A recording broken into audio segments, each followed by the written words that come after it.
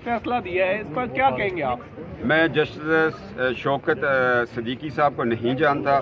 उनसे कभी नहीं मिला, मगर मैं उस माँ की अज़मत को सलाम पेश कर रहा हूँ जिसकी गोद में उस शख्स ने परवरिश पाई और इश्क़ मुस्तफ़ा भी वो जहाँ बैठा है वहाँ उसने डिलीवर किया। उन्होंने पाकिस्तान के ख़िलाफ़ असल साजिशें होने वालों की निशानदेही कर दी है और मेरी ये कोशिश होगी कि जस्टिस शौकत सदीकी जो कि एक बतौर जज मेरे लिए बहुत काबिल एहतराम है और बतौर मुसलमान मैं उस शख्स को ये समझता हूँ कि इस तरह के लोग अगर माशरे में पैदा हों तो तहफ़्फ़ुज़ ख़त्म नबूवत की गारंटी इन लोगों से ले लें। अब उसके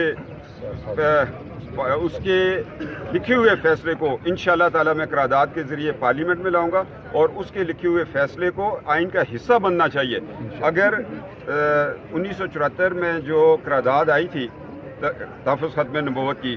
ज़िया-उल हक़ के वक्त पे जो ऑर्डिनेंस आया था और उससे बढ़ के ये बड़ा फ़ैसला है, इसको आइन का हिस्सा बनना चाहिए करारदाद मकासद की तरह कि जस्टिस इस्लामाबाद के जो हाई कोर्ट के जज हैं शौकत सदीकी साहब, उनके तारीख़ी फ़ैसले को जो आका अलैहिस्सलाम की बारगाह में भी मकबूलियत हासिल कर चुका है, दुनिया और आखिरत उस जज ने संवार ली है, उसको आइन का हिस्सा बना दिया जाए ताकि ये मुल्क इन लोगों के हाथों से साजिशों से बचे। उसने निशानदेही कर दी है कि कौन कौन लोग हैं जो ख़त्म नबूवत पर ईमान तो नहीं रखते मगर पाकिस्तान को लूटने पर उनका यकीन। कैप्टन साहब, उन्होंने